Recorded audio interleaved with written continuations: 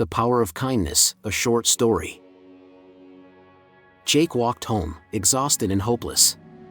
His heart sank as he saw the house in darkness. Inside, his wife Emily lay shivering with fever. Her voice was weak. "Did you find a job?" Jake looked down. "No, not today either."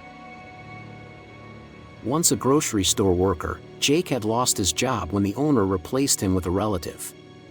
Since then, every day was a painful routine, searching for work, returning empty-handed. Now, with Emily sick and no money for food or medicine, things had become desperate. That morning, just as Jake was about to leave, he heard her whisper, "Jake, I can't see clearly. I feel so weak." Panicking, he ran from place to place, begging for help. Everyone turned him away until he remembered David, his childhood friend who now ran a successful business. Jake gathered his courage and went to David's mansion. But David's wife, Linda, mocked him. "Look at you, young and strong, yet begging. People like you should just disappear." Hurt and humiliated, Jake left. Standing at the bus stop, he felt his world collapse. Just as he stepped toward a moving bus, a voice called out, "Hey, want to earn some money?" A merchant needed help loading sacks onto a bus. Jake agreed instantly. Though starving, he worked harder than ever before. Impressed, the merchant paid him well and even gave him a bonus. Jake rushed to buy food and medicine.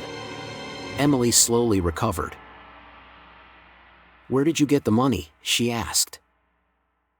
Jake smiled, "From my own hard work. That's how it should be." From that day on, Jake worked at the bus stand, lifting and loading. Over time, he earned enough to survive. One evening, Emily smiled and said, "Come home early, I'm making your favorite mac and cheese." That gave Jake an idea. Why not sell your cooking? They bought a small food cart, and to their surprise, people loved it. A year later, they opened a restaurant. Then another. And another.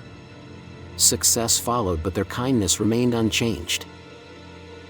One day, a familiar face walked into their restaurant, the same merchant who had given Jake that job. "Sir," Jake said gratefully, "you saved my life. This meal is on the house." Later, another visitor arrived, Linda, David's wife. She was in rags, in tears. "David lost everything. He's sick. We have nothing." Jake remembered her cruel words. But before he could speak, Emily touched his arm gently. "Let it go, Jake. They need help now. Let's not become like them." Jake nodded. He paid for David's treatment and helped rebuild his business. Because true success isn't about money. It's about compassion, forgiveness, and rising above hate. In helping others, Jake found something far more valuable than wealth. He found peace. Thank you for watching.